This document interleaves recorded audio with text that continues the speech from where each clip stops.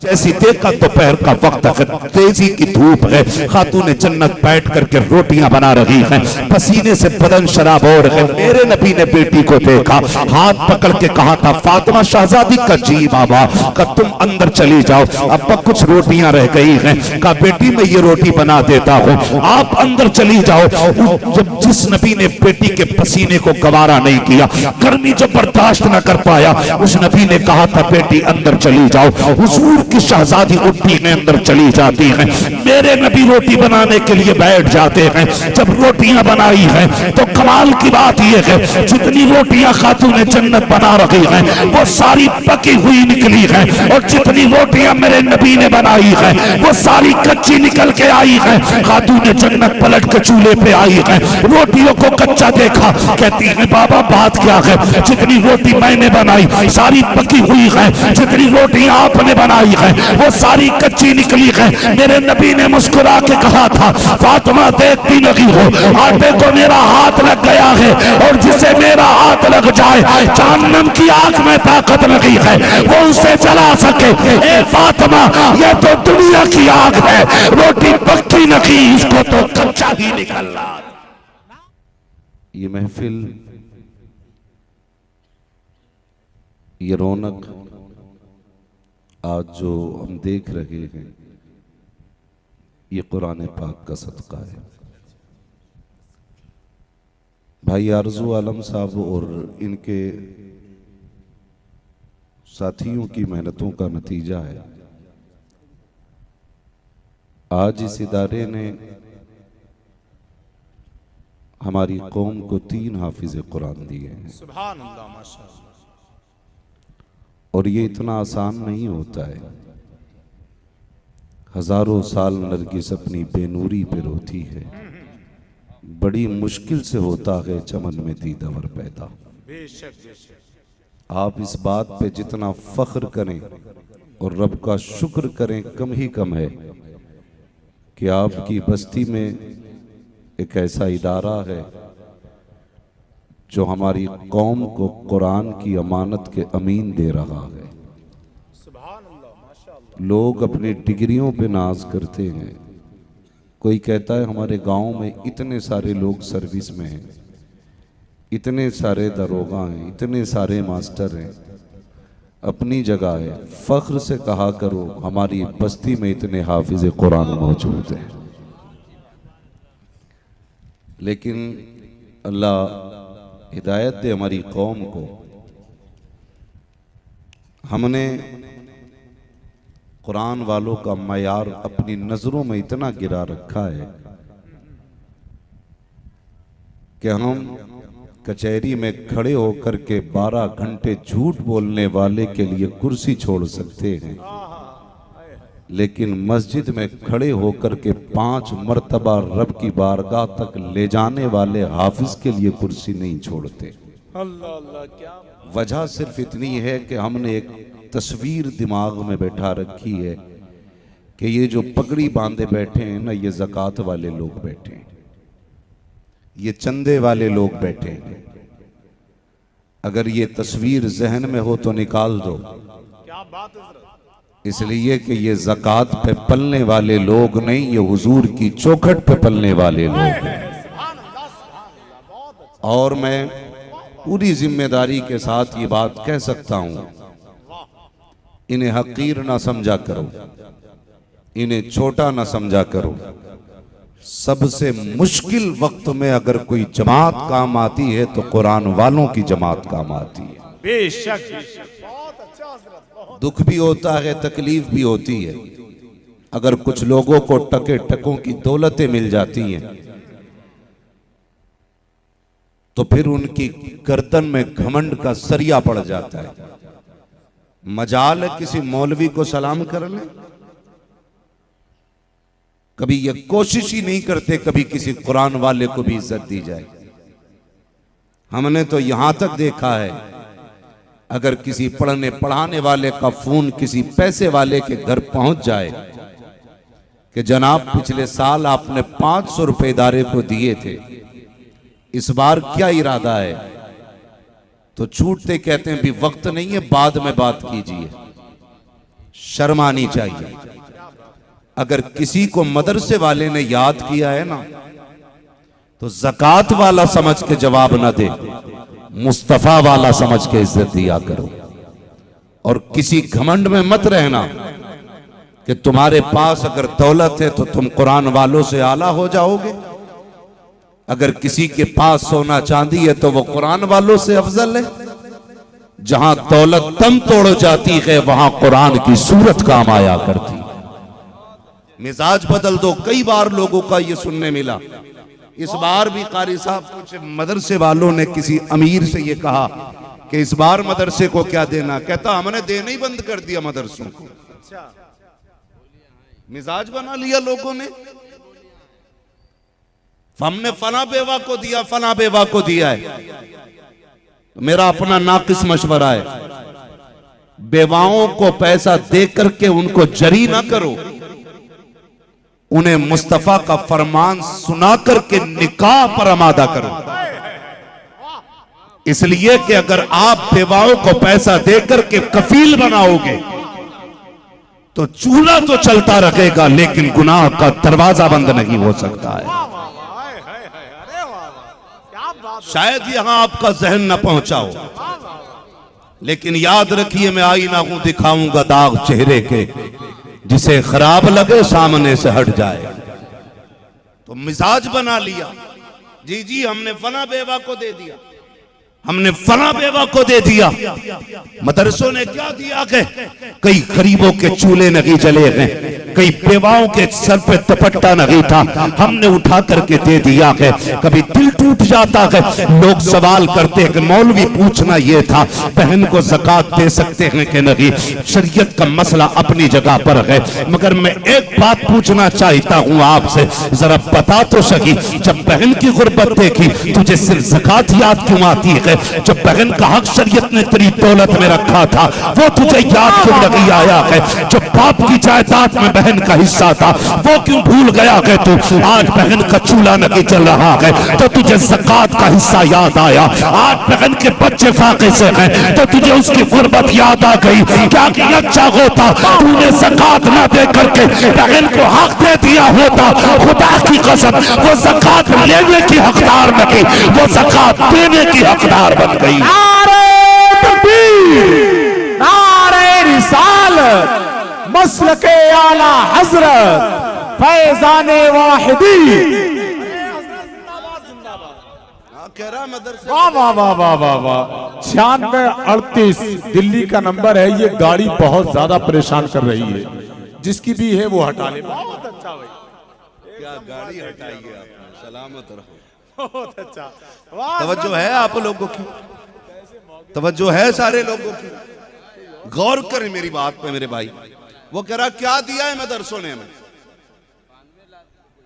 क्यों दे मदरसों को, क्या फायदा मदरसों को देने से? मैं आपसे बताना चाहता हूं, अगर हमारी यही हालत रही ना तो 20 साल 50 साल ज्यादा से ज्यादा पलट के आएंगे। हमारी कौम की हालत ऐसी होगी, जनाजे पढ़े रहेंगे, कोई जनाजे की नमाज पढ़ाने वाला नहीं होगा। मैं आपको बता दूं, पैसे से अक्ल की बातें तो आ सकती हैं, लेकिन पैसे से दीन खरीदा नहीं जा सकता है। दौलत होते हुए शरीयत में अक्ल को दखल मत देना। क्या बात है। ये मत सोचना जिधर तुम मोड़ दोगे दीन उधर मुड़ जाएगा। ये घर मुस्तफा का है, ये किसी अकड़ू के दौलत पे नहीं चलता, ये हुजूर के करम पे चलता है। आज 10 लाख की जरूरत पड़े तो जिन्हें घमंड हो दौलत पे वो ताले लगा लेना तिजोरियों में, किसी गरीब को हुजूर खड़ा करेंगे, इसी जमात से खड़ा होगा, इसी कौम से खड़ा होगा। वो कहेगा मौलवी जी बच्चों को चटनी से खिला देंगे लेकिन कुरान की तालीम को बंद नहीं किया जाएगा। कह रहे साहब क्या दिया मदरसों ने हमें? आज जो हिंदुस्तान आजाद है ना, ये मदरसों ने दिया है जी। जो प्यार और अमन है ना, ये मदरसों ने दिया है। जो मोहब्बत का सबक है ये मदरसों ने दिया है। आप पूछते हो क्या दिया है मदरसों ने? बताऊं क्या दिया तुम्हें मदरसों ने? सच्ची बात यह है जो तुम्हें कलमा आता है ना, ये मदरसों ने दिया है। ये जो इतनी टोपी लगा के बैठे हो ये मदरसों ने दी। ये जो चेहरों पे दाढ़ियां हैं ये मदरसे की देन है। वरना तारीख उठा के देख लो, जिन जमीनों से मदरसे खत्म हो जाते हैं उन जमीनों से इंसानियत का जनाजा निकल जाता है। खुदारा अपने मदरसों के साथ खड़े हो, इन्हें आंखें न दिखाना, वरना जानते हो और ना जानते हो तो जान लेना। मैं इशारा भी दे के जा रहा हूं, पता भी दे के जा रहा हूं। घमंड होता है, मौलवी बेचारा परेशान है, अल्लाह माफ करे, कह रहा कि नहीं अब मदरसे को देने की कोई जरूरत नहीं है, मदरसे कुछ नहीं कर रहे। क्या कर रहे हैं मदरसे? खाली हाफिज जी बना रहे। तुम्हें क्या चाहिए? क्या चाहिए तुम्हें? कहने नहीं, डॉक्टर नहीं दिए मदरसे ने, इंजीनियर नहीं दिए मदरसे ने। मैं तालीम का मुखालिफ नहीं हूं, खुदा करे आप डॉक्टर बने, इंजीनियर बने, लेकिन मदरसे बंद करके नहीं, मदरसे खोल के इंजीनियर बने। इसका नुकसान हमारे सामने। मैं कई ऐसे पढ़ने वालों से मिला हूं और आप भी मिले होंगे, बड़े बड़े जो MBBS होते हैं, बड़े बड़े IAS होते हैं, ज्यादा बड़ी तालीम हासिल करने के बाद ना फिर जहन फिर जाता है, कहते नहीं नहीं जी हम तो मौलवियों के चक्कर में नहीं पड़ते, हमें बस इतना पता अल्लाह और उसका रसूल राजी रहे। ये तो जो आपस के झगड़े बना रखे हैं ना, इन मौलवियों ने बना रखे। ये सुन्नी वहाबी का झगड़ा भी मौलवियों का ही है, बाकी दीन में ऐसा कुछ नहीं है। ये क्यों बकवास करते हैं जानते हैं? ये इसलिए बकवास करते हैं क्योंकि इनको मदरसे की हवा नहीं लगी है।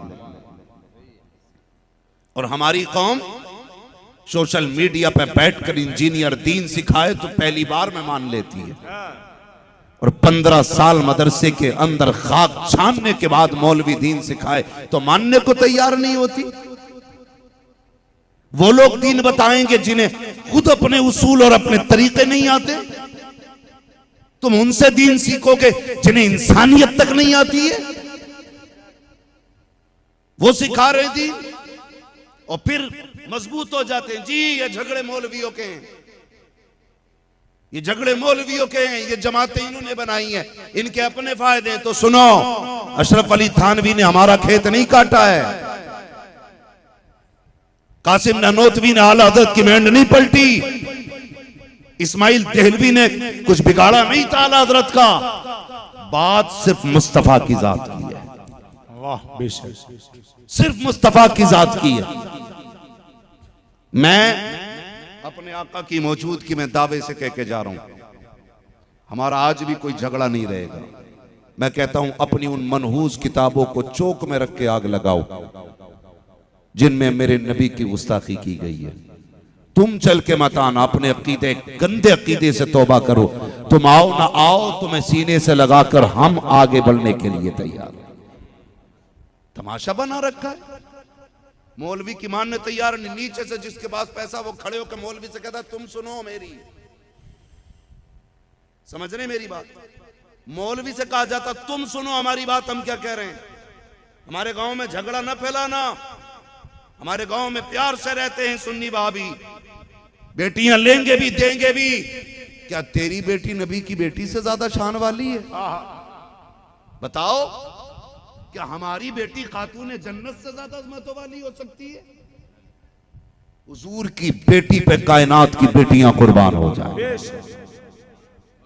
बड़ी शान वाली हुजूर की बेटी है। और कितने लोग ऐसे हैं, अब तो कहते हैं 40वें में कह रहा ना अम्मा की शान में पढ़ दियो जरा एक कलाम। अच्छा, अम्मा के 40वें में पढ़वा रहा, क्यों? कि बड़ी याद आ रही है अम्मा की। जिंदगी में कभी पढ़वाया? मरने के बाद कह रहा अम्मा की बड़ी याद आ रही है, वो जिंदगी में रोती रही, लल्ला बात सुन ले, तो मोबाइल ने फुर्सत नहीं दी। 5 मिनट मां के लिए नहीं थे, 10 मिनट बाप के लिए नहीं थे, मरने के बाद मर रहा। कह रहा शेर सुना दो 4। अब एक बात मुझे बताओ, अगर कोई तुम्हारी माँ बाप को गाली दे, ताल्लुक रखते हो उससे? तुम नहीं, बोलो यार, रखते हो? अगर कोई तुम्हारे माँ बाप को तकलीफ दे फिर फिर तो अब्बा मरते मरते कह जाता लल्ला प्रधान के बच्चों से समझौता न करियो, तो ये अपनी पुश्त पुश्त तक कहता चला जाता प्रधान से समझौता न करना हमारे परदादा ने कहा था, क्योंकि उसने हमारे परदादा को गाली दी थी। यही तो मसला है ना, अपना बाप तुम्हें इतना प्यारा है, फिर खातून जन्नत के बाप से कितना प्यार करते हो। अल्लाह अल्लाह अल्लाह, क्या जाओ जन्नतुल बकी में जाके देखो। बहुत अच्छा हज़रत। मैं आपको समझाना चाहता हूँ, क्योंकि अगर मैं आपके सामने तक़वियतुल ईमान का झगड़ा रखूं शायद आप इतनी आसानी से न समझो। मैं बदतमीजी दिखाना चाहता हूँ। जब से ये काबिज हुए हैं मदीना शरीफ मक्का शरीफ पर, अरब में जब से इन्होंने अपने पंजे गाड़े हैं, आज खातून जन्नत की कब्र की मिट्टी का निशान नहीं मिलता है। पहले बाज़ाब्ता कब्रें मौजूद थी, इन कुत्तों ने बिल्डोजर चलाया उस पर, और तुम बेटी लेने देने की बात करते हो, खाने पीने की बात करते हो। कौन खातून जन्नत? वो जिनके माथे पे पसीना आ जाए तो महबूब को गवारा नहीं होता। कौन खातून जन्नत? जिनके नस्लों के सदक़े में तुम्हें जन्नत का टिकट मिलेगा। कौन खातून जन्नत? वो खातून जन्नत जिनसे मेरा नबी इतना प्यार करता कि अगर परदेश हुजूर जाते अपना वतन छोड़ के, तो जाते वक्त सबसे आखिर में खातून जन्नत से मिलते थे और आते वक्त सबसे पहले खातून जन्नत से मिलते थे। कहा कि ये फासला, ये जुदाई का वक्त कम से कम लगना चाहिए। वो खातून जन्नत जिसकी चौखट पे हुजूर 3 दिन से ज्यादा नहीं ठहर पाते थे, 3 दिन गुजर जाते तो हुजूर तोड़ के आके कहते थे फातिमा तेरी याद आ रही थी इसलिए चला आया। एक दिन मेरे नबी खातून जन्नत के दरवाजे पर आए और जैसी देखा दोपहर का वक्त है, तेजी की धूप है, खातून जन्नत बैठ करके रोटियां बना रही हैं, पसीने से बदन शराब हो रहे। मेरे नबी ने बेटी को देखा, हाथ पकड़ के कहा था फातिमा शहजादी का जी बाबा का तुम अंदर चली जाओ, अब कुछ रोटियां रह गई हैं। कहा बेटी मैं ये रोटी बना देता हूँ, आप अंदर चली जाओ। जब जिस नबी ने बेटी के पसीने को गवारा नहीं किया, गर्मी जो बर्दाश्त न कर पाया, उस नबी ने कहा था बेटी अंदर चली जाओ। हुजूर की शहजादी उठी में अंदर चली जाती है। मेरे नबी रोटी बनाने के लिए बैठ जाते हैं। जब रोटियां बनाई हैं तो कमाल की बात यह है, जितनी रोटियां खातून जन्नत बना रही हैं वो सारी पकी हुई निकली है, और जितनी रोटियां मेरे नबी ने बनाई है वो सारी कच्ची निकल के आई है। खातून जन्नत पलट के चूल्हे पे आई है, रोटियों को कच्चा देखा, कहती है बाबा बात क्या है, जितनी रोटी मैंने बनाई सारी पकी हुई है, जितनी रोटी आपने बनाई है वो सारी कच्ची निकली है। मेरे नबी ने मुस्कुरा के कहा था फातिमा देखती नहीं हो, आटे को मेरा हाथ लग गया है, और जिसे मेरा हाथ लग जाए जहन्नम की आग में ताकत लगी है वो उसे जला सके। ए फातिमा ये तो दुनिया की आग है, रोटी पक्की नहीं, इसको तो कच्चा ही निकलना। नारे तकबीर, नारे रिसालत, मसलके आला हजरत, फैजाने वाहिदी, वाहिदी दूल्हा हजरत अल्लामा मुफ्ती हम्माद साहब क़िबला। बहुत अच्छा हजरत, वाह वाह वाह, जिंदाबाद जिंदाबाद। रिश्ते करते हैं इनसे।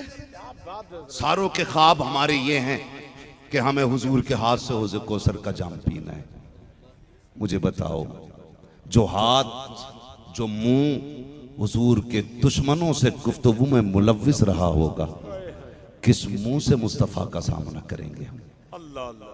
किस मुंह से मुस्तफ़ा का सामना करेंगे हम? हुजूर की बेटी की कब्र पे बिल्डोजर चलाने वाले हमसे समझौते की बात करते, हमसे समझौते की बात करते। एक बाप ने फोन किया, रोने लग गया। उसने कहा मौलाना तू तकरीरें करता, तुझे तो कोई वजीफा आता होगा, दामाद बेटी को बुला के ले जाए। मैंने पूछा क्या हुआ?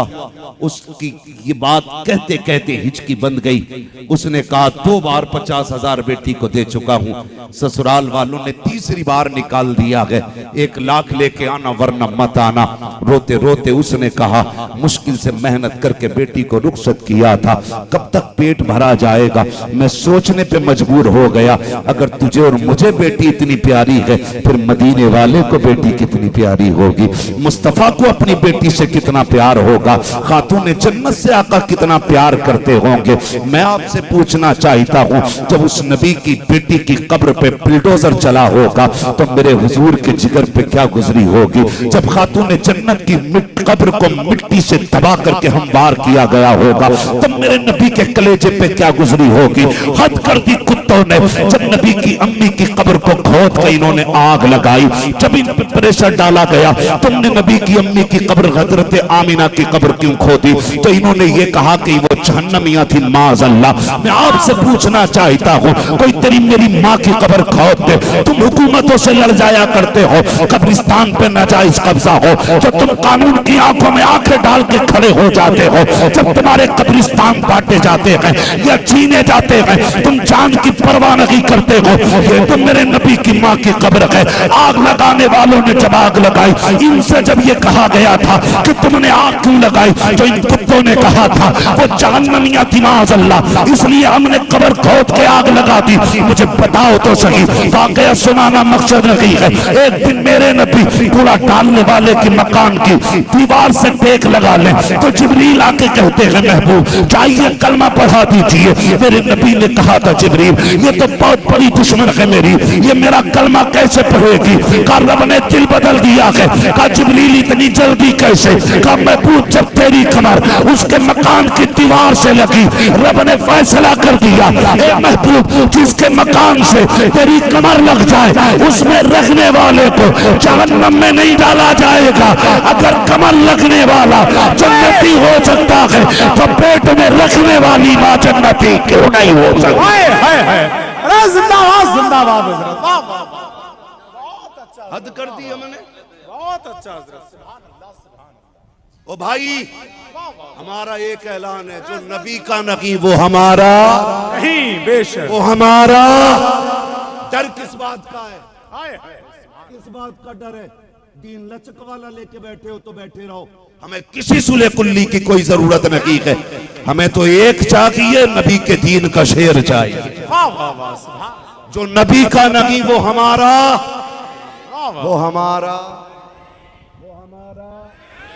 जो नहीं बोल रहे क्या दावत खा बैठे क्या बात है यार हजरत। या ये मसला है कि नहीं बेटी है जाना तो पड़ेगा इसलिए नहीं बोल रहे। भाई ईमान बचा लो, ईमान बचा लो, बड़ी बात है। गुनाह भी अगर कब्र में पहुंचे, एक मैं क्या मेरे इसिया की हकीकत कितनी, मुझसे 100 लाख को काफी है इशारा है ना। मगर ईमान बचा लो, ईमान बचा लो। किसी बदमजहब से न बेटी लेनी है, न बेटी देनी है। ये भी बड़ा मसला हो गया हमारी कौम के अंदर। तो वो सोशल मीडिया पर बैठ के दीन सिखा रहे, सोशल मीडिया पे कह रहे नहीं ये मौलवियों के झगड़े, मौलवियों के झगड़े नहीं, ये जो फिरके और ये जो जमातें बनी है, हुजूर ने पहले ही फरमा दिया था कि मेरी उम्मत में 73 फिरके होंगे, कुल्लुहुम फिन्नारी इल्ला वाहिदा, सारे जहन्नम में जाएंगे एक फिरके के अलावा। सहाबा ने कहा था वो कौन सा होगा, फरमाया मा अना अलैहि व असहाबी, वो होगा जो मेरे और मेरे सहाबा के तरीके पर होगा, जो हुजूर और हुजूर के सहाबा के तरीके पर होगा वही जन्नती होगा। और खुदा का शुक्र है ये अहले सुन्नत वही जमात है जो हुजूर के सहाबा के तरीके पर है। सुभान अल्लाह, बेशक हुजूर के सहाबा के तरीके पर है। दीन बड़ा कच्चा हो गया लोगों में, क्यों जानते हैं? क्योंकि हमने कभी मदरसे में वक्त नहीं गुजारा। सच बात ये है ना, मैं कहता हूं यार हर स्टेट में जाना होता है, बिहार, बंगाल, उड़ीसा, कहाँ तक गिना तो सब में जाना होता है। लेकिन जब किसी से गुफ्तगू करो ना, स्कूल वाले से भी, तो उसकी बातें बता देती हैं कि इसने मदरसे की दाल खाई है। फिर पूछो ना कि पढ़े कहाँ, 2 साल हम भी मदरसे में रहे थे। ये हुजूर के घर की बरकतें, जिसे इसकी हवा लग जाती है ना, वो मरते दम तक असर रखती है। बेशक मरते दम तक असर रखती है। बुरा ना मानिएगा, आज हमारे बच्चों को कुत्ता बिल्ला पढ़ाने के लिए फुल पैसा है, फुल पैसा है। हम 7,000 रुपये महीना गाड़ी का भी दे सकते हैं, 2.5 लाख रुपए मंथली सालाना फीस भी दे सकते हैं, ठीक है। और उसके 24 हज़ार किताबों की भी कीमत जमा कर सकते हैं। लेकिन बात मदरसे की आती है। मौलाना कहें 100 रुपये फीस लेके आना, कहता जी दीन पैसों में पढ़ाओगे, दीन पैसे में पढ़ाओगे? क्यों, ये जो पढ़ा रहे हैं ये हवा खाते हैं जी। है? अगर इमाम गंदे कपड़े पहन के, मैले कपड़े पहन के मुसल्ले पे आ जाए तो कहते हैं सनीचर है, घिनौना है। तनख्वाह बढ़ाने की बात करे तो इतने कहां चलना है? कपड़े पैसों से धुलते हैं जनाब, आपको पता ना हो तो समझ लो इसमें साबुन लगता है। हैं? हम तो ये चाहते इमाम ऐसा हो जो बस हवा खा के जिए और कपड़े यूं हिलाए और धुल जाएं, हमारा कुछ नहीं लगना चाहिए। और अब्बा इंतकाल कर जाए तो कह रहा जरा थोड़ा जमा के पढ़ दियो खत्म शरीफ, सीधा ही बख्शा जाना चाहिए। बुरा ना मानना, जायदाद हम खाएं, ठेका बख्शवाने का मौलवी खाए। सारी मीरास पे कब्जा हमारा और बख्शवाने का ठेका मौलवी का। बड़े खुश हैं, अल्लाह का शुक्र है 4 मिलें हो गई, 3 फैक्ट्रियां हो गई और 12 प्लॉट है। लोग भी कह रहे हैं भाई बड़ा करके गया, भाई नस्लें खांगी, बातें मिला रहे हैं बैठ के। भाई वो कामयाबी की जिंदगी नहीं जिया जिसने 18 प्लॉट 12 फैक्ट्रियां लगाई। कामयाबी की जिंदगी वो जी के चला गया जो अपने पीछे एक कुरान वाला छोड़ के गया है। सुभान अल्लाह, सुभान अल्लाह, वाह वाह। वो कामयाब जिंदगी जी गया जो अपने पीछे कुरान का पेड़ लगा के चला गया, जिसने अपने पीछे कुरान वाला छोड़ दिया। वरना जानते हो, ऐसे ही लेने वाले ऐसे ही देने वाले। फोन कर रहा मौलाना कुरान है क्या, क्या मसला, क्या अब्बा मर गए, 10वां है, कुछ हो कुरान तो दे दो। क्यों, तेरे लिए पड़े थे, बचा के रखेगा कोई? मेरी समझ में बातें नहीं आती। हजूर पीर साहब बना कुरान के ठीक है 40 लिख ले, इसे भी कहने में देर नहीं लगी, उसे भी लिखने में देर नहीं लगी। कभी कभी खत्म शरीफ होता ना तो जो पढ़ा जाता पढ़ा ही जाता, उसके बाद भी लिस्ट आती है तो 450 कुरान 15 पारे। तो कभी कभी लिस्ट देख के सोचता हूँ ये 450 कुरान पढ़े किसने? जी समझो जरा मेरी बात। मैंने पहले ही कह दिया है, मैं आईना हूं दिखाऊंगा दाग चेहरे के, जिसे खराब लगे सामने से हट जाए। धोखे में ना रहो। आपको भी लगता है, किसी ने कहा ठीक है मेरे 5 कुरान है, ये दिन में 1 रुकू पढ़ता नहीं, इसने 5 कब पढ़ के रख लिए भाई। और इसी नियत से रखे थे कि कोई आगा तो उठा के दे दूंगा। कुछ नहीं, तुम्हारी खुशी के लिए, बस तुम्हें थोड़ी देर के लिए राजी करना है, थोड़ी देर के लिए राजी करना है। ऐसे ही चल रही है धक्का पेल गाड़ी, गुजर क्या रही है ये कब्र वालों से जाके पूछो जी। हम इतने अंधे हो गए, हमारी कौम इतनी अंधी है, साल में 2 बार कब्रिस्तान जाती है, शबे कद्र में, शबे बरात में। और वहां भी पढ़ना पढ़ाना कुछ नहीं है, खुरपा लेके जाएंगे, कब्रों की सफाई करेंगे, लाइट लगाएंगे, अगरबत्तियां लगाएंगे और सोचेंगे हक अदा कर दिया। यही है बस, इतना चूना फेर रहे हैं कब्रों पे चूना ऊपर से।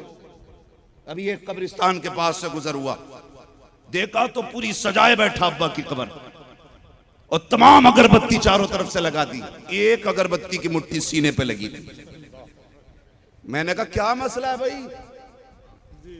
कह रहा खुशबू लगानी चाहिए। मैंने कहा जिंदगी में तो कभी इतर ला के दिया नहीं होगा अब्बा को 5 रुपए का, और सारी कब्र पे खुशबू लगाने चला है भाई। मैं खुशबू का मुनकिर नहीं, लेकिन आग जो तुमने कब्र के ऊपर रखी है उसके लिए महबूब अलैहिस्सलाम ने मना फरमाया जी। अंधे हो गए, चूना फेर के करे पूरा दिन कब्रिस्तान में लग गया। मौलाना तुझे पता है जहां जहां तेरा पैर पड़ा वहां कब्र नहीं थी? जानता है कितना बड़ा गुनाह है? फरमाया गया अगर एक तरफ कब्र हो और दूसरी तरफ आग हो, और फिर गुजर के जाना, या तो कब्र से जाना या आग से जाना है। फरमाया गया अगर बंदे को पता चल जाए कब्र पे पैर रखने का अजाब कितना सख्त है तो आग पे चलना गवारा करेगा, कब्र पे पैर रखना गवारा नहीं करेगा। इतना सख्त अजाब है। सारी कब्रें रोन डाली, अब्बा की ऊंची करने के चक्कर में करवट वाले की गहरी कर दी। बुरा ना मानिए, ये सच्चाई है हमारी। ये क्यों है? तालीम की कमी है जी, तालीम की कमी। चंदा हो रहा क्योंकि कब्रिस्तान में रोशनी करनी है। मैं जानता हूं तुमने हजारों की लाइट लगाई है, 3-3 जनरेटर कब्रों में, कब्रों के पास चल रहे हैं, चारों तरफ बल्ब लगे हैं, लोग आते हैं सलाम करके जा रहे हैं। और मुझे बता तो सही, जब तू लाइट लगा के जाता है तूने अंदर वाले की भी आवाज सुनी? वो अंदर से चीख के कहता नादान, तूने अगरबत्ती मोमबत्तियां लगा करके ये ऊपर के उजाले का इंतजाम किया है, थोड़ा सा अंदर के उजाले का भी इंतजाम करके चला जाता। तेरे बाहर के बल्ब से अंदर उजाला नहीं आ रहा है, तेरी बाहर की अगरबत्ती से अंदर खुशबू नहीं आ रही है। ये जो तूने बाहर डेकोरेशन कर रखा है इससे मुझे कुछ नहीं मिला, मुझे भी कुछ देख के चला जा, उससे पूछ तुझे क्या चाहिए, तो वो ये कहेगा ऊपर अगरबत्ती लगा या ना लगा, मोमबत्ती जला या ना जला, लाइट लगा या ना लगा, अगर तू मेरी कब्र पे आया है कुरान की कोई सूरत पढ़ के सुना के चला जा, कोई आयत पढ़ के चला जा। वो कहेगा सुन, जब तूने लाइट का कनेक्शन किया तो ये दुनिया वालों के लिए उजाला हो गया, थोड़ा कुरान पढ़ के चला जा, ये कब्र वालों के लिए उजाला हो जाए। वाह वाह वाह, सुभान अल्लाह, वाह वाह। गलती की है हमने। शुक्र है अल्लाह का बेटा वकील है, बना वकील, ये सबसे पहले अपने भाइयों की गर्दन रगड़ेगा, उसकी कमर पे सबसे पहले ताकत का पंजा आजमाएगा और पूरे केस की डायरी पलट के सबसे पहले ही से घुसेड़ेगा जमीन में। फख्र कर रहे? मैं कहता हूं वकील बनो, डॉक्टर बनो, इंजीनियर बनो, सबसे सब कुछ बनो, लेकिन सबसे पहले कुरान के कारी बनो। हर शख्स को कुरान आना चाहिए, हर शख्स को आना चाहिए। सारा पैसा उसी के लिए जा रहा है, सारा पैसा। बुरा ना मानिए, मसला क्या है, जिनके पास पैसा उनके तो इतरानों के ठिकाने ही नहीं है, कोई टेंशन नहीं है। 10,000 रुपए देंगे, किसी भी मौलवी से जनाजा पढ़वा लेंगे, सारे आ जाएंगे 20,000 में जनाजा पढ़ाने, बड़े से बड़े मौलाना को बुलवा लेंगे। मैं मानता हूं चल कोई भी आ जाएगा, तेरे ताल्लुकात में कोई भी आ जाएगा, लेकिन जरा एक बात बताइए, एक बात बताइए, मेरा दर्द जो मेरे बाप के सीने में होगा मेरी मौत का, वो आपके सीने में हो सकता है? नहीं। बोले लाख लोग आके जनाजे पे कहें बड़ा दुख है आपके बेटे की मैयत का, तो ये लफ्ज आपके जख्मों को भर नहीं सकते। सही है ना? गलत तो नहीं बोल रहा हूं जी। जो दर्द आपके बाप के जनाजे का आपको होगा ना, वो बिरयानी खाने आने वाली भीड़ के सीने में दर्द नहीं होगा, नहीं होगा उसके सीने में दर्द। ये अच्छी बात है नेक लोग जनाजा पढ़ाएं, अच्छी बात है बड़े लोग पारसा लोग जनाजा पढ़ाएं, नसीब की बात है। लेकिन जानते हो मजा तब आता है जब जनाजे में बाप लेटा हो, मुसल्ले पे बेटा खड़ा हो, और जब उसकी नमाज़े जनाजा की वो नियत करता हो तो फिर उसको ख्याल आता हो, वो कफन देख के ख्याल करे बा पूरी जिंदगी पैबंद लगे कपड़े पहने, लेकिन बेटे को कुरान से दूर नहीं होने दिया था। तू वही है ना जिसने ओवर टाइम ड्यूटियां कर करके अपने बेटे की फीस भरी थी। अब्बा मुझे तेरी कुर्बानियों के दिन याद हैं, जब बेटा बाप की मेहनतें सोचकर मुसल्ले पे खड़ा होगा ना और दर्द के साथ अपने रब को आवाज देगा, आंखें भीगेंगी, आंसू कतरे बन करके पलकों से बाहर बाद में आएंगे। रब इतना करीम है कि बख्शिश के परवाने पहले नाजिल कर दिए जाएंगे। अपने पीछे कुरान वाला छोड़ जाओ। ये आज 3 हाफिज कुरान बने, मैं इनके बापों को मुबारकबाद पेश करता हूं। कोई तो सच्चाई होगी तुम्हारी कमाई में जो रब ने उसके बदले में तुम्हें हाफिज कुरान बेटे दे दिए। मैं उन माओं को मुबारकबाद पेश करता हूं जिन्होंने दूध पिला के पाला। यकीनन परवरिश की कोई घड़ी तो ऐसी आई होगी जिसमें तुमने आंचल उठा के रब से बेटों के लिए कुरान की दौलत मांगी होगी। वो बहनें मुबारकबाद के लायक हैं जिन्होंने इन भाइयों की खिदमत की इनकी तालीम के दौर में। अल्लाह ताला उन घर वालों को सलामत रखे। हमें समझने के लिए आप पाकिस्तान को ना देखें। पाकिस्तान हमारा आइडियल नहीं है, सही बता रहा हूं। पाकिस्तान हमारा आइडियल नहीं, उसकी माशी हालत हमारी आइडियल नहीं, उनके तरीके हमारे उसूल नहीं। हमारा उसूल अबू बकर का तरीका है, हमारा उसूल उमर का तरीका है, हमारा ज़ाबिता उस्मान गनी का तरीका है, हमारा उसूल हैदर कर्रार का तरीका है। हम अगर कदम चलाते गए आगे तो पाकिस्तान को देख के नहीं, मुस्तफा के चारों गुलामों को देख के कदम आगे बढ़ाया। और वो बात बड़ी प्यारी कही थी किसी ने, तूफान नूह लाने से आखिर क्या फायदा, एक अश्क ही बहुत है अगर कुछ असर करे। मेरी बातों को मूंड बनाने के लिए नहीं बल्कि तकदीर बनाने के लिए दिल में रखा जाए। ये महफिल फैजान गौसे आजम कॉन्फ्रेंस से मंसूब है। शुक्र है हम सारे ही गौसे पाक वाले लोग बैठे हुए हैं। और करम वाला एक करम यह है कि हमें गौसे आजम तक आला हजरत ने पहुंचाया है और हमें आला हजरत तक सरकार ताजुश शरिया ने पहुंचाया है। मैं अक्सर एक बात कहता हूं लोगों, जब कभी कसरत दौलत का ख्याल आए और सजदा शुक्र करो, जब तुम्हें औलाद की कामयाबी का ख्याल आए और सजदा शुक्र अदा करो, जब तुम्हें बीमारी से शिफा का ख्याल आए फिर सजदा शुक्र अदा करो, जब तुम्हें मुसीबत से निकल के राहत की सांस आए फिर सजदा शुक्र अदा करो। तो एक सजदा शुक्र उस वक्त भी अदा कर लिया करो जब बरेली के अहमद रजा का ख्याल आ जाया करे। इसलिए कि इमाम अहमद रजा ने इतना बड़ा एहसान किया है कि आज हर सुन्नी का ईमान और उसका अकीदा उसके सीने में महफूज कर दिया है। इसलिए आज पूरी दुनिया कहती है डाल दी कल्ब में अजमत मुस्तफा, सैयदी आला हजरत पे लाखों सलाम। और हम झूम के कहते हैं मुल्के सुखन की शाही तुमको रजा मुसल्लम, जिस समत आ गए हो सिक्के बिठा दिए हैं।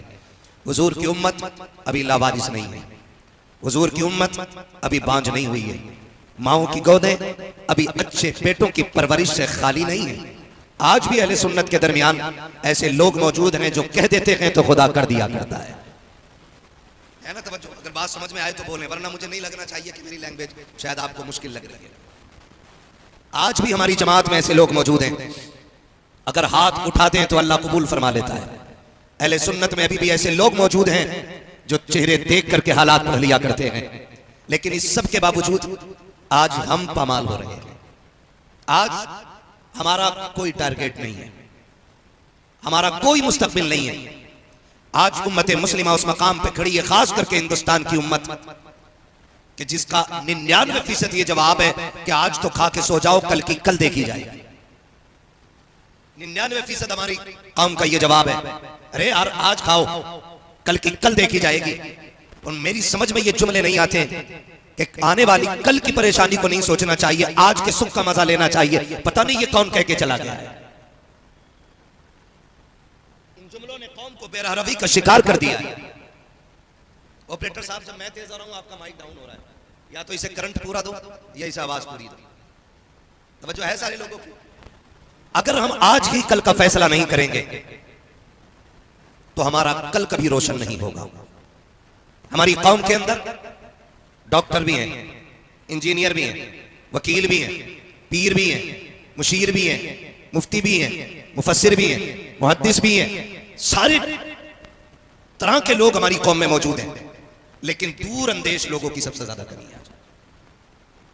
आज हमारे पास दूर अंदेश लोग नहीं, आज हमारे बीच मसलहत पसंद लोग हैं, लेकिन कौम का कल देखने वाले लोग हमारे पास नहीं। आप कहेंगे कौन थे कल का दिन देखने वाले? मैं कहता हूं अगर बहुत करीब का दौर उठाया जाए तो कल देखने वाली जात को अल्लामा अरशदुल कादरी कहा जाता है। अगर बहुत करीब देखा जाए कल देखने वाले लोगों में तो नाम हुजूर हाफिज मिल्लत का सरे फहरिस्त आता है। अगर कल देखने वालों को और मुदब्बिरीन की जमात को खंगाला जाए तो उसमें हुजूर मुजाहिद मिल्लत का नाम सरे फहरिस्त आता है। अगर कल देखने वालों को लोगों को देखना है तो उसमें नाम सरकार मुफ्ती आजम हिंद का आता है। लेकिन आज हमारे पास अच्छे अच्छे कलमकार हैं, नाकिदीन हैं, किसी के खिलाफ लिखने पे आए तो औराक के औराक भर दें। और हालात यह है कि उनके कल का नहीं पता कि कल क्या होने वाला है। जो अपने कल का फैसला न कर सके वो उम्मत को जलील करने पे लगे हुए हैं। मेरे सामने मैं समझता हूं सारे वो लोग बैठे हैं जो कल बेहतर करना चाहते हैं, जो ये चाहते हैं हमारा आने वाला कल बेहतर हो। अगर ऐसे ना होते तो इस महफिल में आए ही नहीं होते। और मैं एक बात कहता हूं, महबूब की महफिल को महबूब सजाते हैं, आते हैं वही जिनको सरकार बुलाते हैं। सुभान अल्लाह। यहाँ कोई अपनी मर्जी से नहीं आया, सारे हुजूर के बुलाए हुए थे।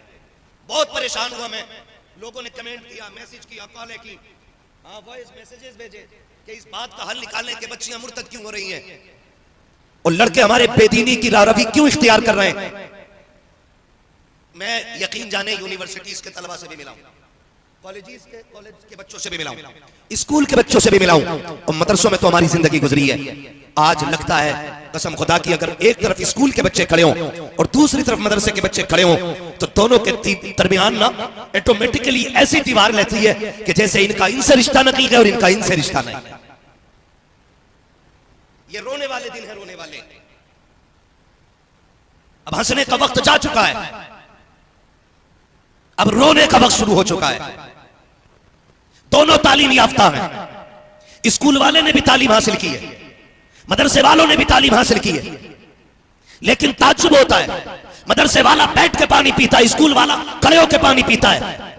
लेकिन जब उसी खड़े होकर पानी पीने वाले से मदरसे वाला कहता भाई बैठ के पी, तो वो हंस के और आंख यूं करके खड़े होकर पानी पी लेता है। मैं पूछना चाहता हूं कि उम्मत को मिजाज किसने दिया है? हम जब पैदा हुए थे हमारे कान में अजान पढ़ के बताया गया था, मुबारक हो तुम मोहम्मद अरबी की उम्मत में पैदा हो गया है। मैं पूछना चाहता हूं मदरसे के तलबा के कान में अजान पढ़ने वाला कौन था? स्कूल के बच्चों के कानों में अजान पढ़ने वाला कौन था? मुझे बताओ तो सही। खानका की लोगों के कान में अजान किसने पढ़ी है? दरसगाह की लोगों के कान में अजान किसने पढ़ी है? सबके कानों में अजान कुरान वालों ने पढ़ी है। फिर मुझे बताओ तो सही, ये इत्तेफाक क्यों खत्म हो गया? ये इत्तेहाद का जनाजा क्यों निकलता जा रहा है? क्या वजह है आखिर? मदरसे वाले स्कूल वालों को हजम क्यों नहीं होते हैं? मुझे बताया जा सके। मदरसे वाले खानका वालों के पेटों में दर्द क्यों करते हैं? बताओ। फर्क सिर्फ इतना है, खानका वाले अक्सर लोग तिजोरी देखा करते हैं, दौलत देखा करते हैं, मदरसे वाले मुस्तफा की शरीयत देखा करते हैं। नारे तकबीर, नारे रिसालत, फैजाने गौसे आजम कॉन्फ्रेंस, मदरसा गौसिया आजमिया शेखपुरा। वाह वाह। मैं मुबारकबाद पेश करता हूं इन नौजवानों को वाह वाह, जिन्होंने इस जमीन पे मदरसे की बुनियाद डाली है। वाह वाह। और कोशिश ये है कि हर घर में कुरान का कारी होना चाहिए। सुभान अल्लाह, सुभान अल्लाह। इधर के लोगों को बुरा लग रहा है? नहीं, तो बोल सकते हैं ना, ऐसा नहीं कि मैं इनके सामने बैठा हूं तो बस यही है। सुभान अल्लाह। नहीं, यहाँ कोई कहीं भी बैठा है, खड़ा है, मैं देखूं ना देखूं हुजूर देख रहे। वाह वाह वाह वाह वाह। बोले बोले हुजूर सुभान देख रहे हैं, अल्लाह, माशाअल्लाह। सबको हुजूर देख वाह। रहे हैं। आज हम इस मकाम पे आके खड़े हो गए, एक दूसरे को हजम होने तैयार नहीं। मैं पूछना चाहता हूं दीन को इतने हल्के में ले लिया, इतने हल्के में ले लिया कि एक कोट वाला बंदा कुर्ते पजामे वाले बंदे को देखते कहता मुल्ला जी बैठ जाओ। कसम खा के कहता हूं तू 18 साल की सारी पढ़ाई लेके आ जा, और मैं मदरसे के कुरान पढ़ने वाले बच्चे की 2.5 साल की पढ़ाई लेके आ रहा हूं। वाह। चैलेंज है मेरा कोर्ट वालों को, जिन्होंने एलएलबी किया है वो कोर्ट में बैठ के कानून खंगालते हैं, वर्क पलट के तब कहते नहीं नहीं ये आर्टिकल है, ये लेकिन सलाम मदरसे वालों, अरबी तुम्हारी सलाम नहीं, पैदाइशी नहीं, तुम समझ भी नहीं पाते, मतलब भी नहीं जानते, लेकिन उठाओ 10 साल के हाफिज कुरान को और लाओ 28 साल के पढ़े हुए वकील को, या तो ये अपने आर्टिकल खोल के सुना दे और या फिर बिना देखे कुरान का कारी कुरान सुनाने के लिए। वाह वाह वाह, सुभान अल्लाह, सुभान अल्लाह। हो किस हवा में मुल्ला जी कह रहे हो? मुल्ला जी कसम खुदा की, ये जो एक बकवास अब तो चैनल पे भी ना, अल्लाह माफ करे, चैनल नहीं दलाल एजेंसी कही है, सिस्टम फाइनल खत्म है। एक अनपढ़ उजड़ गवार, उर्दू तो उर्दू, जिसे हिंदी इंग्लिश नहीं आती, वो एक लड़की बकवास करके कह रही नहीं नहीं अगर ये मौलवी बनेंगे तो फिर कौम को एटम बम कौन देगा, मदरसे वाले होंगे तो अबुल कलाम कैसे बनेंगे, फला कैसे बनेंगे। मैंने कहा सुन, अबुल कलाम बाद में बना गए, फजले हक खैराबादी पहले बना है। हाँ, फजले हक खैराबादी पहले बना है, अल्लामा काफी पहले बना है। अगर फजले हक खैराबादी का फतवा जिहाद ना होता तो तो यहां कोई आजादी की सांस ना लेता। मुल्क की आजादी की पहली पैरी को मदरसा कहा जाता है। हमें मुल्ला जी कह के आवाज देते हो, हमें मुल्ला जी कहते हो। खुदा की कसम खुदारा मैं आपसे कहना चाहता हूं, हम तो समझे ना अपने दीन को, गैरों से क्या शिकवा, वो तो कुछ भी कहें, लेकिन हम समझेंगे अपने दीन को, हमें पहचानना है अपने दीन को। वाह वाह वाह दीन सस्ता नहीं है, वाह वाह दीन सस्ता नहीं है। नेहरू जैसे बंदे और गांधी जैसे बंदे ने कुरान वालों की तारीफ की। वाह वाह वाह। नेहरू ने क्या कहा था? जवाहरलाल नेहरू ने कहा था कि अगर उमर फारूक आजम आज भी मिल जाएं तो पूरी दुनिया को मुसलमान फतह कर ले। सुभान अल्लाह सुभान अल्लाह सुभान अल्लाह। महात्मा गांधी ने क्या कहा था? सुभान अल्लाह। महात्मा गांधी ने कहा था अगर करबला जैसे 72 मुझे मिल जाए तो मैं पूरा मुल्क अकेला फतह कर सकता हूं। नारे तकबीर, नारे रिसालत, फैजाने गौसे आजम कॉन्फ्रेंस, फैजाने इमाम हुसैन, मसलके आला हजरत। वाह वाह माशाअल्लाह। कर लूं बातें और आगे चलूं? जरा कह दे या रसूल अल्लाह, और जोर से बोलो या रसूल अल्लाह। आप देख रहे हैं खाली नारा ही लगा सकते हैं ताकि ये हार की अपनी वो पूरी कर लें फॉर्मेलिटी जल्दी से। नारे तकबीर, बस बस बस हो गया, बस बस बाबू हो गया, बस तवज्जो है सारे लोगों की, सुभान तवज्जो है। अल्लाह ये कुरान वाले लोग हैं, कुरान वाले लोग हैं। सुभान अल्लाह सुभान अल्लाह। बस हो गया, बस हो गया, मना कर दीजिए। हाथ में दे दो बाबू, हाथ में दे दीजिए, हाथ में दे दीजिए, हाथ में दे दीजिए, हाथ में दे दीजिए, मुसा हाँ हाथ में रख दीजिए। माशाअल्लाह माशाअल्लाह। अब बैठ जाइए, सब लोग बैठ के तक़ीज़ सुनिए, सब लोग बैठ के तक़ीज़ सुने। माशाअल्लाह तवज्जो है। सुभान अल्लाह। बोलते जरा या रसूल अल्लाह, और जोर से बोले या रसूल अल्लाह। भाई सबने कुरान वालों की तारीफ की, वाह वाह वाह। लेकिन आज हमारी कौम में ना हम ही ने कुरान की तालीम को हल्का दिखाने की कोशिश की, अल्लाह अल्लाह हल्का दिखाने की कोशिश की। अल्लाह। आप कहेंगे कैसे? तो मैं बताऊं आपको, तालीम सुभान अल्लाह। जरूरी है, तालीम बोलो जरूरी है। मैं हिंदी इंग्लिश का मुखालिफ नहीं, मैं तो चाहता हूं मेरी कौम के अंदर IAS भी होने चाहिए, IPS भी होने चाहिए, ये मैं चाहता हूं। बेशक लेकिन IAS IPS के साथ साथ मुस्तफा के सच्चे आशिक भी होने चाहिए, सच्चे आशिक भी होने चाहिए। और ऐसा नहीं है आशिक कामयाब नहीं होते। क्या नाम था उनका भाई, रात जो इंस्पेक्टर साहब थे, अब्दुल मजीद भाई, रात हैदरी कॉन्फ्रेंस में थे, 6 थानों का बंदा इंचार्ज, लेकिन जब बात हुजूर की आई है ना तो ड्यूटी से छुट्टी लेके हुजूर की नौकरी करने आ गया। मैं आपसे एक बात पूछना चाहता हूं, बुरा तो नहीं लग रहा है ना? और लगेगा भी तो फर्क नहीं पड़ता, पाए मोरा लंग नेस्त मुल्क खुदा तंग नेस्त। बुलाना या मत बुलाना पूरी दुनिया पड़ी है तकलीफ। वाह वाह वाह वाह वाह। मैंने पहले ही कहा था मैं आईना हूं, दिखाऊंगा दाग चेहरे के, बहुत अच्छा। जिसे खराब लगे सामने से हट जाए। बहुत ज्यादा जरूरी है तालीम, लेकिन तालीम के साथ दीन सबसे ज्यादा जरूरी है। हमारा बेटा IAS बन जाए, खड़े होकर पेशाब करे, लानत है उसकी जिंदगी। हमारा बेटा IPS बन जाए, गधों की तरह खड़े होकर खाना खाए, लानत है उसके स्टाइल पे, लानत है। मजा तो तब है कि डिग्री कितनी भी पड़ी हो बड़ी हो, गले में पट्टा मुस्तफा की गुलामी का रहना चाहिए, हुजूर की गुलामी का रहना चाहिए। और दीन इतना सस्ता नहीं है जितना समझ रखता है। दीन के पहले तालिबे इल्म को अबू बकर सिद्दीक कहा जाता है, दूसरे तालिबे इल्म को फारूक आजम कहा जाता है, तीसरे तालिबे इल्म को उस्मान गनी कहा जाता है, और चौथे तालिबे इल्म को मौलाए कायनात हैदर कर्रार कहा जाता है। ये दीन की दरसगाह के पलने और पढ़ने वाले लोग हैं। आप इनकी जिंदगी पर देखें, खुदा की कसम मिसाल नहीं मिलती है, मिसाल नहीं मिलती है। आधी दुनिया का बादशाह है उमर। बोल दे जरा सुभान अल्लाह। दिखा दो दुनिया को झलक कि जब मुसलमान कुर्सी पे बैठता है तो फिर हुकूमत का मिजाज कैसा होता है। आधी दुनिया का बादशाह है कुरान वाला उमर, मुस्तफा की दरसगाह का तालिबे इल्म उमर, जिन्होंने टेक्नोलॉजी को ज्यादा पढ़ा है, आज वो फिलिस्तीन को लहूलुहान किए हुए हैं। जिनके पास हिंदी इंग्लिश की तालीम ज्यादा है, उन्होंने जमीन को लहू में बदला है, और जिन्होंने कुरान सीखा है उन्होंने मुर्दों को जिंदगियों में बदल डाला है, जिंदगी में बदल डाला है। तारीख के सारे बाब आप देखें, सारे बाब आप देखें। कौन उमर? ये वो उमर है जिनका कुफ्र के दौर में भी जवाब नहीं था, और जब कलमा पढ़ लिया तो फिर इस्लाम के दौर में भी जवाब नहीं है, इस्लाम के दौर में भी। और हमें समझने के लिए आप पाकिस्तान को ना देखें। पाकिस्तान हमारा आइडियल नहीं है, सही बता रहा हूं। पाकिस्तान हमारा आइडियल नहीं, उसकी माशी हालत हमारी आइडियल नहीं, उनके तरीके हमारे उसूल नहीं।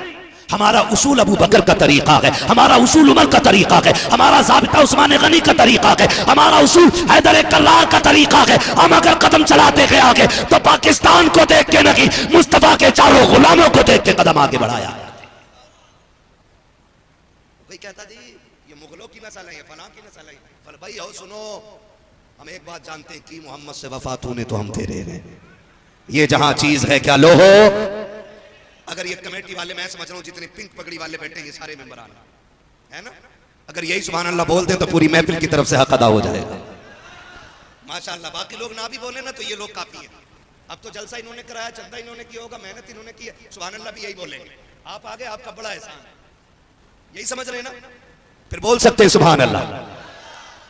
आधी दुनिया का बादशाह है उमर, और उसूल जानते हो, उसूल ये है उमर का, कहते थे अगर दरियाए दजला के किनारे अगर एक कुत्ता भी प्यासा मर गया तो कयामत में उसका जिम्मेदार उमर ठहराया जाएगा। ये है दरसगाह की ताकत और मदरसे की पावर, ये है दीन की दी हुई फिक्र। ये नहीं कि अगर टोपी वाला देखा 3 केसों पे 70 और लगा के 73 बना दिए, अपनी पार्टी का देखा क्लीन चिट दे करके आवारगी और गुंडागर्दी के लिए छोड़ दिया गया। इस्लाम का उसूल ये है, मेरे नबी ने कहा था लोगों लौ सरकत फातिमा बिन्त मोहम्मद लक़तात यदहा, अगर मेरी बेटी भी चोरी कर ले उसे मेरी बेटी समझ के छोड़ा नहीं जाएगा, इस्लाम की मुजरिमा समझ के उसके भी हाथ काटा जाएगा। ये है इस्लाम। लेकिन मैं आपसे पूछना चाहता हूं, हम किस रविश में, हम किधर जा रहे हैं, हम किधर जा रहे हैं? डॉक्टर इकबाल ने कहा था यूं तो सैयद भी हो, मिर्जा भी हो, अफगान भी हो, तुम सभी कुछ हो, बताओ कि मुसलमान भी हो। मुझे ऐसा आज तक कोई नहीं मिला मौलवी जो एक रात में जन्नत बांट जाए। और तुम भी धोखे में ना रहा करो कि रात मौलवी कह गया तो आज जन्नती हो ही गए। मेरी बात कान खोल के सुन लीजिएगा, कभी आईने के आगे खड़ा करके खुद से पूछो, मैं आपको कहूं कि यार आप जन्नती हो तो मेरे कहने से क्या फर्क पड़ता? आप मुझे कहो अल्लामा फहामा, आप कह रहे हो ना, ये तो मैं अपने आप से पूछूं कि मैं क्या हूं। आप अपने आप से पूछो दिल पे हाथ रख के, आप क्या हो? मैंने आपका 500 का नोट लेकर के कह दिया ये जन्नती है, लेकिन खुद को आप बेहतर जानते हो, मेरे बताने से काम नहीं चलेगा। इसलिए तब्दीली अपने अंदर खुद लानी पड़ेगी, खुद लानी पड़ेगी। हजरत उस्मान ने बनी 10 बार मेरे नबी ने नबी का दामाद पैगंबर भी ज़ुन्नूरैन कहा जाता है। हुजूर की 2 बेटियां आपके निकाह में आ गई, जन्नती होने की बशारत मुस्तफा दे चुके, लेकिन कब्रिस्तान से जब गुजरते थे ना तो इतना रोते थे कब्रें देख के कि आपकी दाढ़ी भीग जाती थी। किसी ने कहा था गनी है, नबी का दोहरा दामाद है, हुजूर ने बशारत जन्नत की देती है, फिर रो रहे हो? तो कहते थे हाँ। कहा क्यों? कहा कब्र इतना मुश्किल ठिकाना है, अगर ये मुश्किल हो गया तो हश्र तक की मंजिलें मुश्किल हो जाएंगी, अगर ये आसान हो गया तो सारी मंजिलें आसान हो जाएंगी। और हम क्या सोचे बैठे, आएंगे इमाम साहब पढ़ेंगे अजान, काम तमाम, बस बच गए।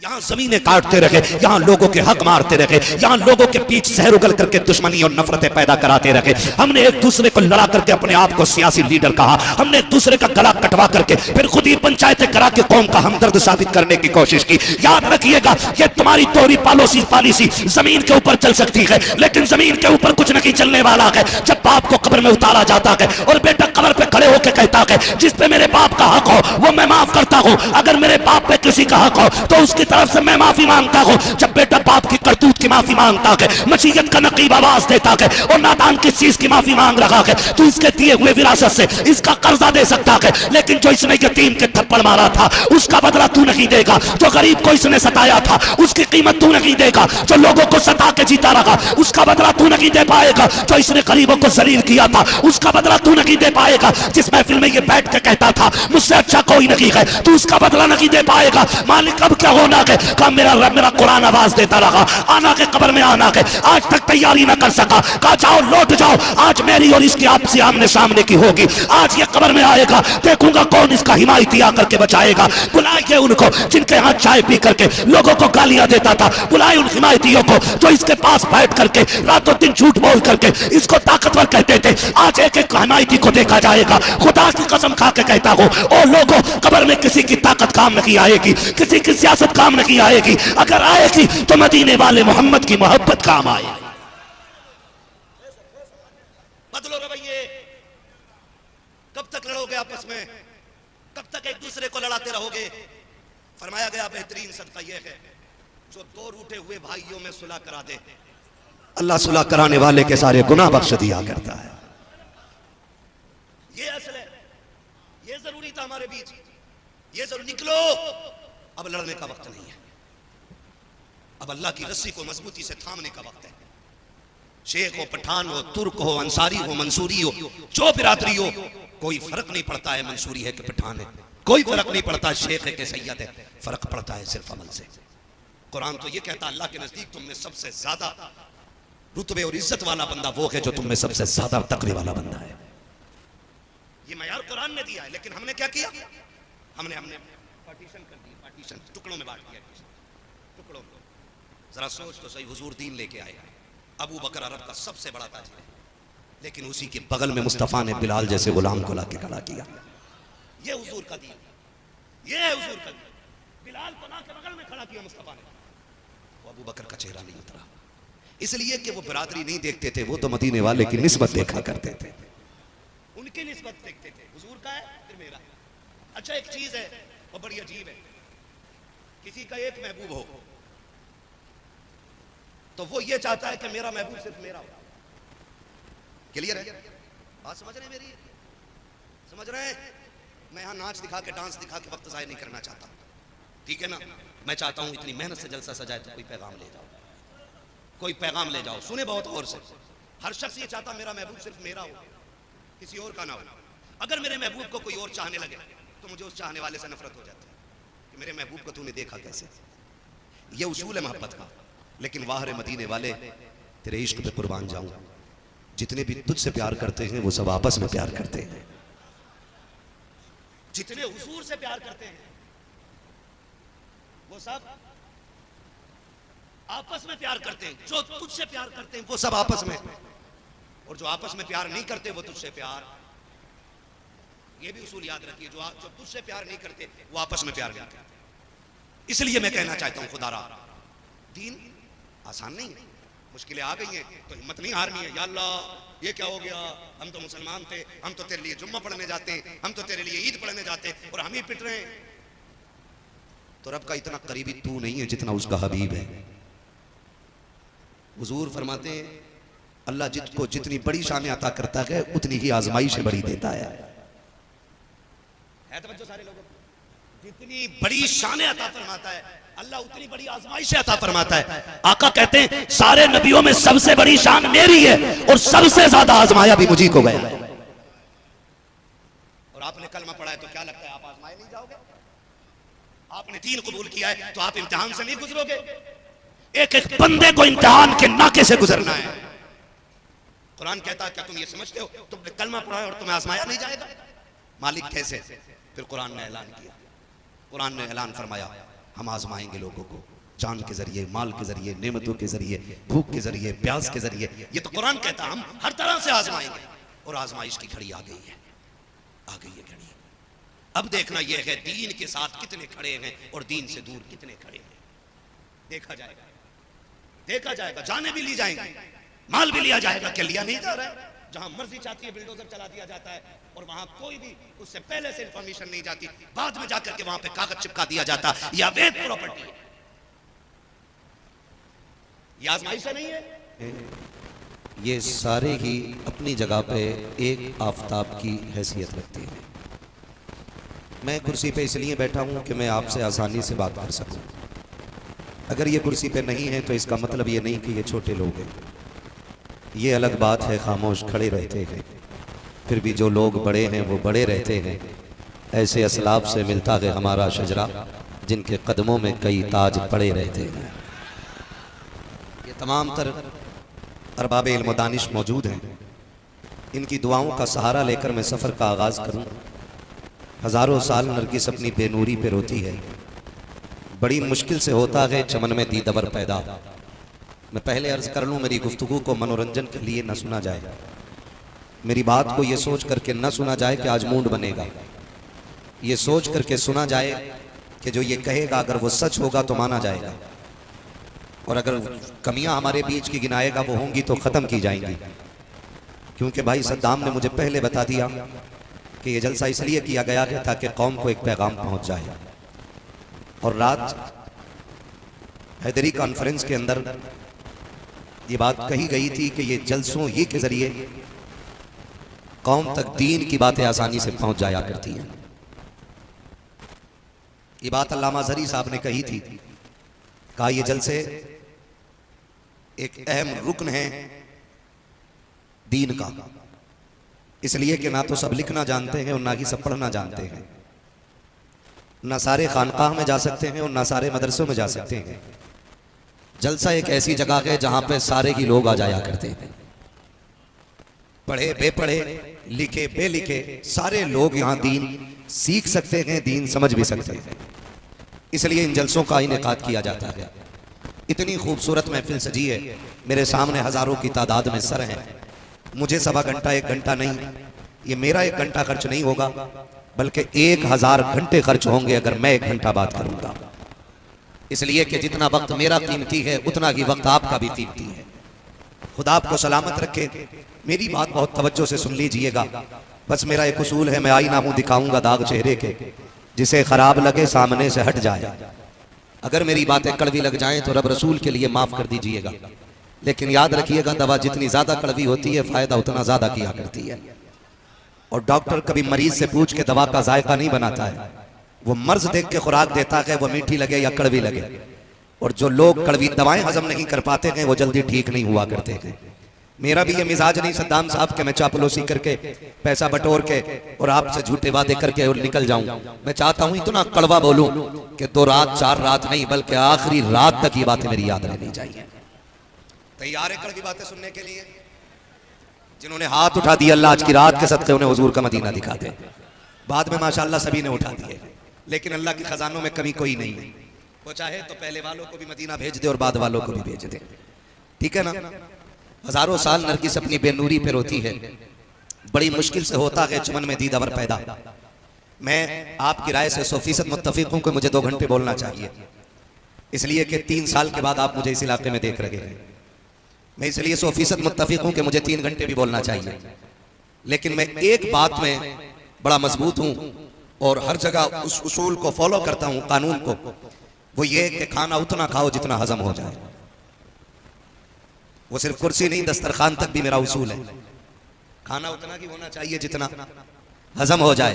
और वो बात बड़ी प्यारी